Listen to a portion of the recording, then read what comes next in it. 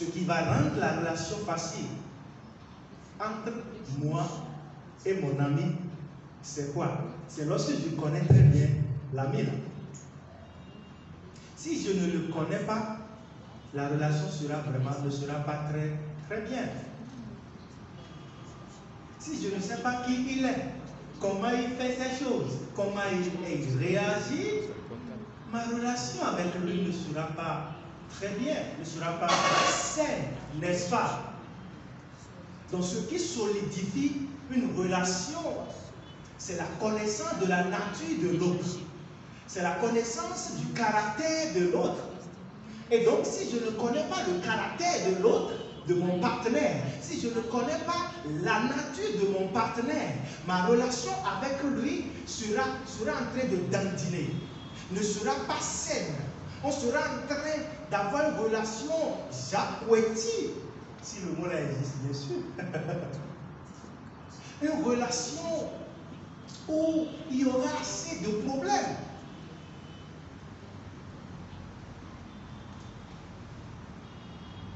C'est pourquoi il est très capital que nous comprenions la nature de Dieu. Et cela va faciliter notre relation avec lui. Quand on connaît le caractère de Dieu, comment Dieu agit, quelle est sa nature, ça affecte notre prière. Ça affecte notre relation avec lui. Ça affecte la manière dont on vit avec lui. Alléluia. Et donc, je vais vous montrer encore ce soir cette nature-là. Regardez, ce n'est pas après que le péché est rentré dans le monde que Dieu a agi, a démontré qui il est. Non, ce n'est pas lorsque le péché a fait son entrée. Oui, bien sûr, nous savons. La Bible dit par un seul homme, le péché a fait son entrée dans le monde. Dans Romains chapitre 5, verset 12. Par un seul homme, le péché fit son entrée. Et par le péché, c'est quoi? La mort. Et par la mort s'est étendue sur tous les hommes. Dans Romains 3, verset 23, il est écrit, car tous ont péché. Car tous, il n'y a même pas un seul. Tous ont péché et sont privés de la gloire de Dieu. Et dans Romains 6, verset 23, il est écrit quoi? Le salaire du péché, ce n'est pas la prière. N'est-ce pas? Le salaire du péché, ce n'est pas la prière. Ce n'était pas la prière. Le salaire du péché, ce n'était pas quoi? Ce n'était pas dîme. Si c'était dîme, oh! Les gens paient dîme. Quelqu'un peut se lever et dire, je donne 10 millions de dollars. Donc cela veut dire que c'est lui qui est sauvé. Et moi qui n'ai pas 10 millions de dollars, j'ai 100 francs. Vraiment, avant d'atteindre ce niveau-là, imaginez, si le prix de nos péchés là, c'était 10, ce n'était pas 10, ce n'était pas la prière. Le salaire du péché, c'était quoi? La mort. Donc cela voudrait dire quoi? Si quelqu'un veut payer exactement le salaire, le prix de ses péchés, qu'est-ce que la personne doit faire? La personne doit mourir. Donnez-nous Romains 6, verset 23. Ok. Car le salaire du péché, c'est la mort. Le salaire du péché, c'est la mort. Et voilà que tous ont péché. Ah. Si tous ont péché et que le salaire du péché, c'est la mort, cela voudrait dire que tous sont condamnés à mourir.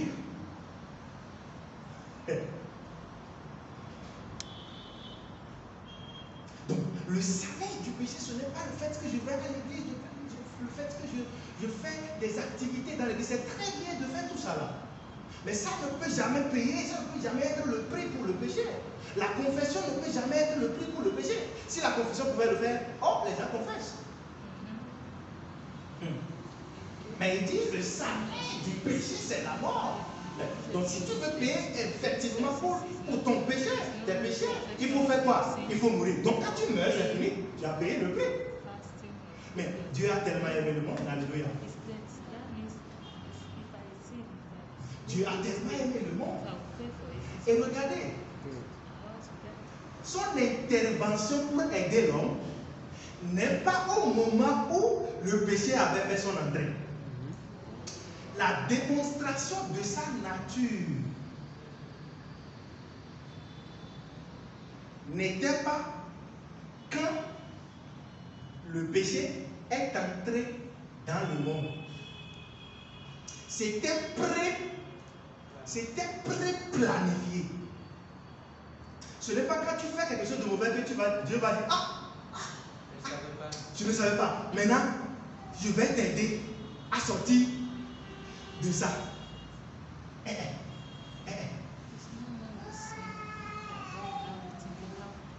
Non. C'est déjà dans sa nature. Et il a pré-pardonné. Il a prédestiné le salut. Il a prédestiné le pardon des péchés. Il a prédestiné une bonne relation avec lui. Il a prédestiné, ce n'est pas maintenant quelqu'un va dire Seigneur guéris-moi, Seigneur fais-moi ci, Seigneur fais-moi ça. Non, c'était déjà préparé. Alléluia.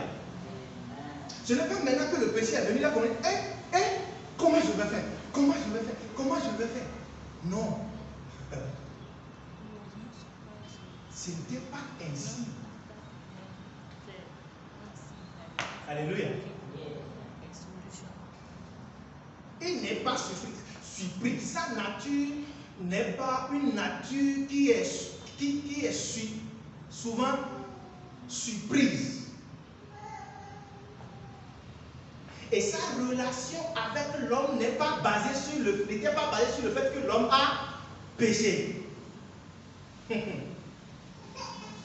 Le péché de l'homme ce n'est pas le péché de l'homme qui a motivé Dieu à démontrer sa nature, ou bien à avoir la nature qu'il a. Vous comprenez ça? Ce n'est pas la faute de l'homme ou le péché de l'homme qui a maintenant suscité cette nature de bonté de Dieu à l'égard de l'homme. Dieu est bon. Dieu est amour. Maintenant, cette nature-là, ce n'est pas le péché de l'homme qui a déclenché ça en lui. C'est celui qu'il est. Alléluia.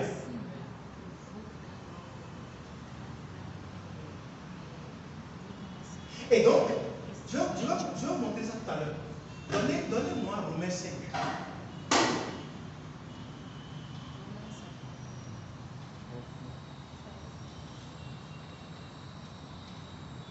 Romains 5, verset 13. 12, 13.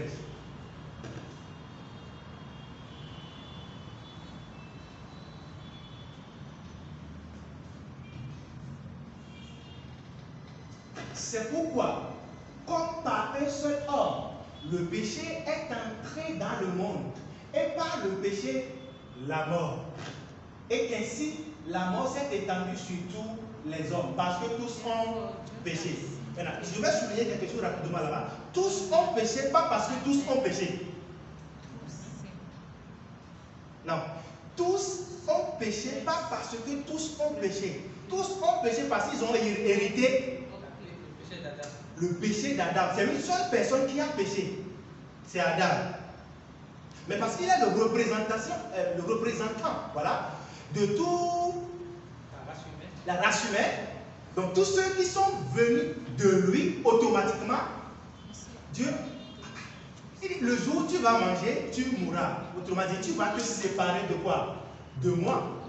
Donc, lorsqu'il a péché, qu'est-ce qui s'est passé? Il s'est séparé de Dieu. Et la séparation d'avec Dieu égale à quoi? La mort. Et donc, toute personne qui est née de lui, qui est venue d'Adam, a hérité la nature pécheresse. Elle devient automatiquement, sans rien faire, quoi? Pécheur. Alléluia. C'est pourquoi David va dire, depuis le ventre de ma maman, j'étais pécheur. Il dit, j'ai été conçu dans le péché. Et ma maman m'a fait quoi? Conçu. Ça doit être 51. Psaume 51. Donne-moi ce Psaume 51.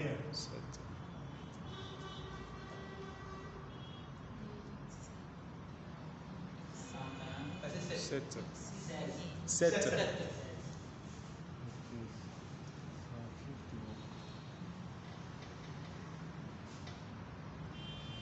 Voici, je suis né dans quoi? Dans l'iniquité. Et ma mère m'a conçu dans le danger. Je suis né dans l'iniquité et ma mère m'a conçu dans le péché. Cela voudra dire quoi? Depuis le ventre, il est quoi? Il est pécheur.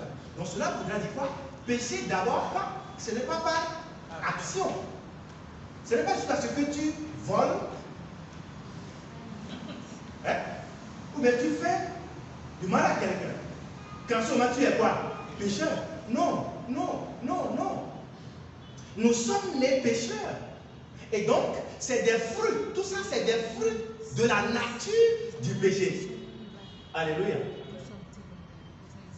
Et donc, on n'est pas pécheur parce qu'on fait des fautes, on fait des erreurs, mais on est pécheur parce qu'on est né comment? Pécheur. Alléluia. Donc, le péché, ce n'est pas nature, ce n'est pas par action. Mais nous ne sommes pas en train d'aller faire n'importe quoi. Non, pas du tout.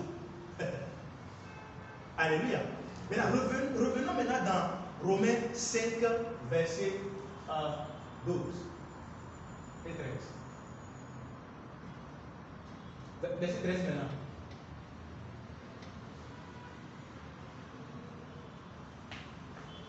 Car, regardez très bien, c'est là où. Car jusqu'à la loi, le péché était dans le monde. Or, le péché n'est pas imputé quand il n'y a point de loi.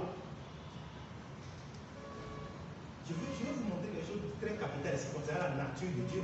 Pour nous faire savoir que, pour nous faire voir que ce n'est pas lorsqu'on a péché que Dieu a démontré sa nature, bien que Dieu a eu sa nature d'amour. Et car jusqu'à la loi, le péché était dans le monde.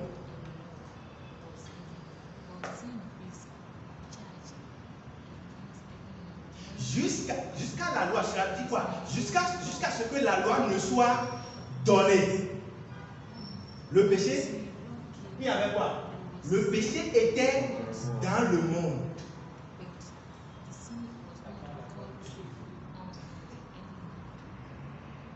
Avant que l'on le dise, si tu commets adultère, on va te lapider à mort. Si tu forniques, on va te lapider à mort. Si tu n'obéis pas ton papa et ta maman, si tu ne prends pas Dieu comme en fait les commandements de la loi. Avant que cela ne vienne, ça veut dire quoi? Il y avait quoi?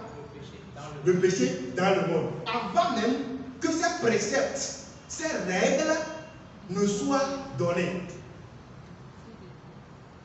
Mais regardez quelque chose de très capital. Or, le péché n'est pas imputé. Que veut dire le péché n'est pas imputé? Qui comprend ce français-là? Pas prise en compte, pas prise en considération, pas compté. Cela voudrait dire le péché n'est pas compté.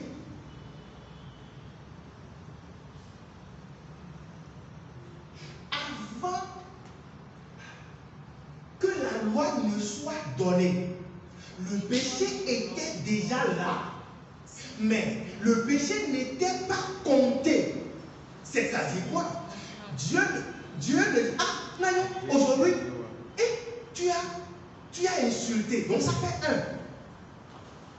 Demain, tu as encore fait 1. Ça fait 2. Donc il est en train de noter. Et au dernier jour, il va faire sortir quoi? Caméra. Et tu vas voir tes péchés. Bon, toi maintenant, c'est beaucoup, c'est trop beaucoup. Donc va en enfer. Toi, tu as la vie. Non. Il dit le péché était dans le monde, mais le péché n'était pas compté. Donc cela voudrait dire quoi? Dieu ne tenait pas compte du péché de quelqu'un.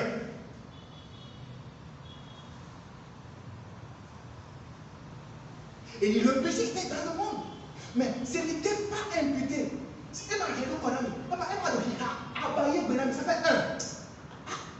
ça a été 3, c'est fini. Le feu de Dieu.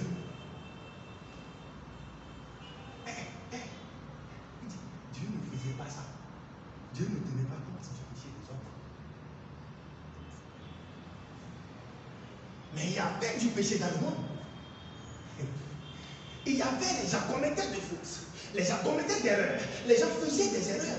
Mais regardez, la Bible dit, le péché n'était pas imputé. Quand il n'y a point de quoi? De loi. C'est comme si nous prenions la constitution du Bénin. Avant que la constitution ne dise ce que la constitution a dit, il y avait les gens qui péchaient. Avant la constitution de 1900, combien? Je ne sais pas. 91, c'est bon? Il y a des gens qui péchaient. Donc, la constitution, mais les gens péchaient. Mais Dieu, par exemple, le président ne tenait pas compte du péché des hommes. Jusqu'à ce que la constitution ne soit donnée pour dire, ah, si tu fais ci, pour donner des règles.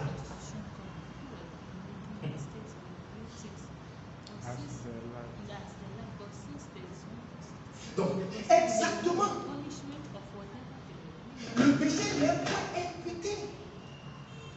Il y avait déjà du péché dans le monde. Il y avait déjà des erreurs, de fautes, de n'importe quoi. Regardez, Abakina. Je vais vous montrer. Quand Adam a péché, c'est bon? Dieu a dit de ne pas faire. Il faut accepter. Mais il n'avait pas accepté la parole de Dieu qui était Jésus-Christ. Il n'avait pas obéi à la parole de Dieu en acceptant l'arbre de vie qui représentait Jésus-Christ. Qu'est-ce qui s'est passé? Il s'est séparé de Dieu. Il a péché. Il s'est séparé de Dieu. Automatiquement, il s'est vu comment? Nu. N'est-ce pas? Ils se sont vus nus. Et ils ont commencé par faire quoi? Pas se couvrir. Pas chercher des feuilles pour se couvrir. C'est-à-dire quoi? Pour couvrir leur nudité, leur honte, leur péché. Ils essayaient par leur propre force de se couvrir. Mais Dieu, malgré ça, ils sont encore en train de faire quoi? De voir ça. De voir ça. Et qu'est-ce qu'il a fait? Il est allé faire quoi? Il a cherché peau d'agneau. Et les a fait quoi? Couverts. Normalement, si c'était un Dieu qui tue, un Dieu qui a une nature vraiment... Qu'est-ce qu'il allait faire? Moi, je t'ai donné ordre et tu as violé l'ordre. Qu'est-ce que ça va? Je vais dire quoi? C'est fini. Il a péché. Dieu a dit non, pas il a péché. Mais si c'était un Dieu qui avait une nature, un caractère vraiment violent ou de violente, qui rougit comme un lion, qui dévorait. Lorsque ça s'est passé, il n'allait pas aller chercher quoi? Peau d'agneau pour les couvrir. Eux-mêmes essayaient de les couvrir aujourd'hui comme les gens le font. Les gens essayaient par plusieurs manières. Prière pour couvrir, confession pour couvrir le péché. Tout fait cela. Il a dit non, je suis encore en train de faire ça. On ne peut jamais enlever vos péchés. Et lui-même est allé chercher la peau d'agneau. Autrement dit, on ne peut pas avoir peau d'agneau sans tuer agneau. Et il est venu, il les a couverts. Maintenant, si Dieu couvre le péché de quelqu'un, est-ce que quelqu'un peut découvrir? Hein? Non, personne ne peut découvrir. Mais si toi-même tu essaies de couvrir tes fautes, tes erreurs, et oh non, je continue de voir ça. Mais Dieu a dit non, ce n'est pas comme ça, ma nature, non. Je ne vais pas tenir compte du fait que tu as péché. Je ne vais pas tenir compte, je ne vais pas noter le fait que Adam a péché. Et qu'est-ce qu'il a fait? Lui-même, normalement, il devait être sur une position radicale, une position brutale contre l'homme. Parce que l'homme a désobéi. Mais il n'a pas fait ça. Il est allé encore et a cherché un peu d'agneau. Et puis a couvert l'homme. A couvert la honte de l'homme. A couvert la dedans. Maintenant, autre exemple, pour montrer que ce n'est pas l'arrivée du péché qui a motivé Dieu à faire quelque chose alors. Il y a Caïn et Abel. Vous connaissez Caïn et Abel, l'histoire de Caïn et Abel? Caïn a tué qui? Caïn a tué Abel. Oui. Je vous donne ici, allez lire ça. Caïn a tué Abel. Et normalement, ça c'est péché ou bien c'est pas péché? Maître. Ça, Maître, le plus grand, ça c'est le plus grand. selon la religion. Il a tué. Ce n'est pas qu'il n'a pas tué, il a tué son frère. Mais malgré que Caïn a tué son frère, Dieu allait dire, ah, parce que tu as tué, moi aussi je vais te tuer. Il n'a pas dit ça. Parce que Caïn a tué, il pouvait toi dire, oh, je vais te détruire. C'est fini pour toi. Mais il ne l'a pas fait.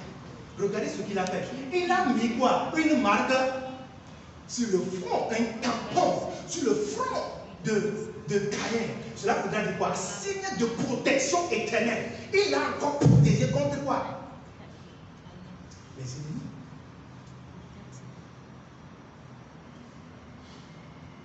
Il a encore sécurisé, il a encore protégé pour dire que mon amour est inconditionnel. Son amour est inconditionnel. Son amour n'est pas conditionnel. C'est l'amour de l'homme qui des fois est conditionnel. Mais nous avons hérité en Christ une nature inconditionnelle. Alléluia. Et donc, jusqu'à ce que le péché était dans le monde, or le péché n'était pas imputé. Le péché n'était pas compté. Cela voudrait dire quoi? Dieu est grâce. Ça, on appelle ça comment? La grâce de Dieu. Alléluia. La grâce. Donc la nature de Dieu, c'est une nature de grâce.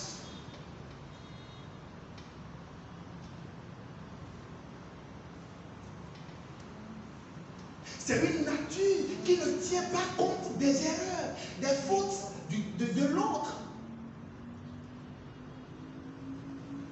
S'il allait tenir compte de nos fautes, qui peut résister? Il n'y a personne. Paul a dit, il n'y a personne qui soit juste, pas même un seul. Donc, avant que l'homme ne pêche, avant que l'homme ne chute, et le péché même était là lorsque l'homme a chuté. Dieu ne tenait pas compte. Donc ça veut dire que sa nature est grâce. Sa nature est faveur. Donc c'est la nature de Dieu ça. Quand on comprend cette nature, la relation devient comment? La relation avec lui devient facile. La relation avec lui. On ne voit pas Dieu comme quoi. Avec Dieu comment? D'émotion. Dieu n'a pas un sentiment. Non, Dieu n'a pas de sentiment. Dieu n'a pas d'émotion. C'est-à-dire que pour être affecté, lorsque l'homme a péché, est-ce que le péché l'a affecté? Non. Il a affecté le péché. Alléluia.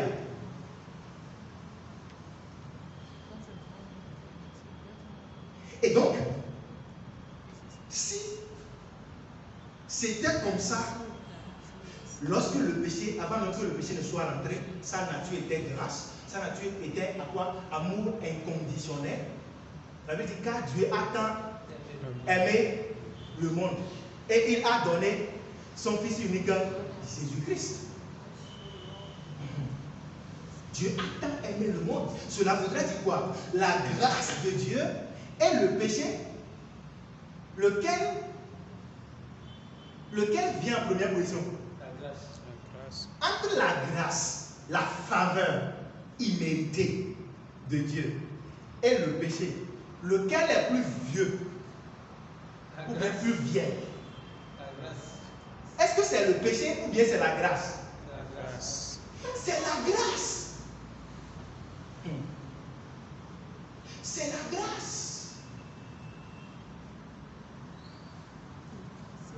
Il faut quelqu'un qui a cette nature pour pour faire ce qu'il a fait.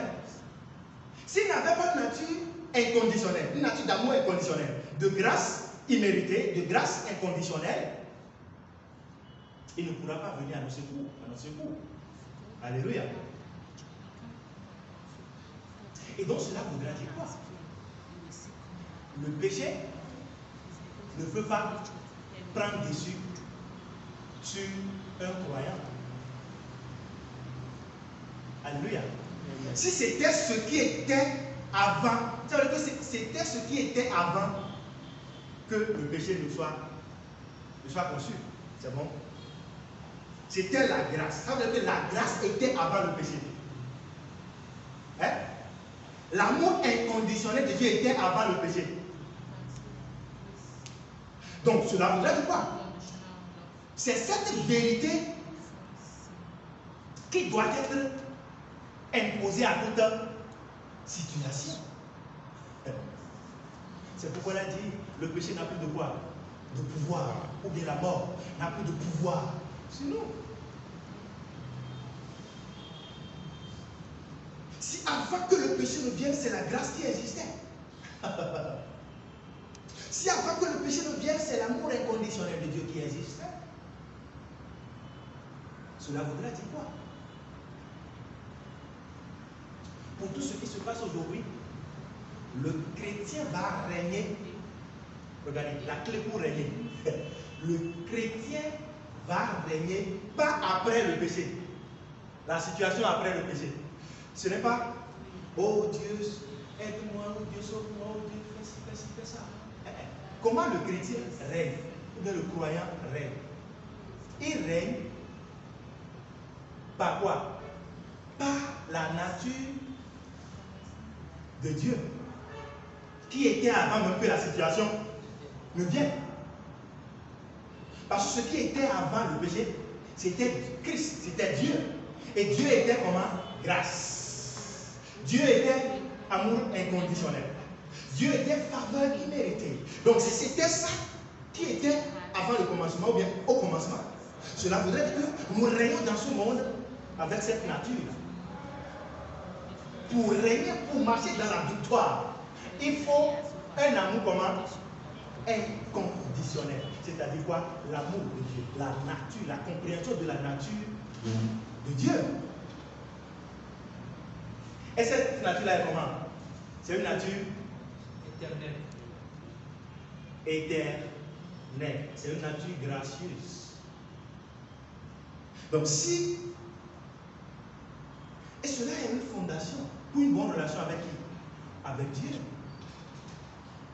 C'est pourquoi quand la femme a commis, on a arrêté une femme en flagrant délit de quoi? D'adultère. Flagrant délit d'adultère. Et on l'a amené. Et dit selon la loi dit quoi? De lapider cette femme-là jusqu'à ce qu'elle ne meure. C'est ce que la loi dit. Ils ont attrapé, les pharisiens et les juifs ont attrapé cette femme-là. En fait, ce n'est pas qu'elle n'a pas fait. Elle a fait ou bien elle n'a pas fait. Elle a fait, on l'a attrapé, on l'a amené. Il avait des faux.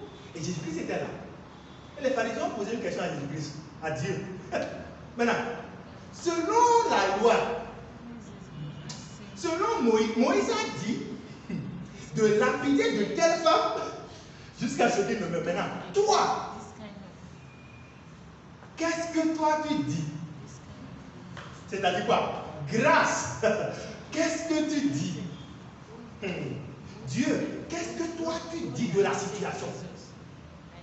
Est-ce que cette dame qui a commis plutôt ce péché, dans la religion, on dit que c'est le péché le plus grand. Maintenant, Dieu, regarde-toi, devant cette situation-là, qu'est-ce que tu dis? Regardez la réponse de Jésus-Christ. Si lequel d'entre vous n'a jamais péché, qu'il lance quoi? La première pierre. S'il y a quelqu'un d'entre vous qui n'a jamais péché, que cette personne-là lance la première pierre. Qu'est-ce qui s'est passé? Automatiquement, chacun a commencé par faire quoi? Par déposer L'autre s'est rappelé de... Il avait insulté quelqu'un. L'autre s'est rappelé de... Ah, je n'avais pas pu payer ma chose là. L'autre, chacun a commencé par se rappeler. Lui rappeler. Ah, et Jésus-Christ a baissé la tête. Oh, pour qu'il parte très vite. Pour qu'il parte très vite. Chacun a commencé par se rappeler que ah, moi j'ai fait ci de mal. Moi j'ai fait ci de mal. Moi j'ai fait ci de mal. Oh, on t'aime tous. Quand Jésus-Christ a levé la tête, il n'a plus vu personne. Et ils ont demandé, ah femme, où sont tes accusateurs? Il dit non, ils sont tous partis. Et Jésus-Christ a dit quoi? Moi aussi, je ne te condamne pas.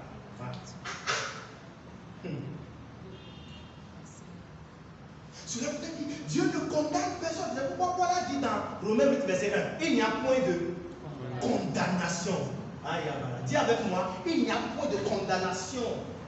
Il n'y a point de condamnation. Pour moi qui suis en Christ. Moi qui suis en Christ. Commence par confesser, commence par déclarer ça. Il n'y a plus de condamnation pour moi qui suis en Christ. Mes péchés sont éternellement pardonnés. Et dès que je suis justifié par Jésus-Christ, je suis sanctifié par Jésus-Christ. J'ai béni et Dieu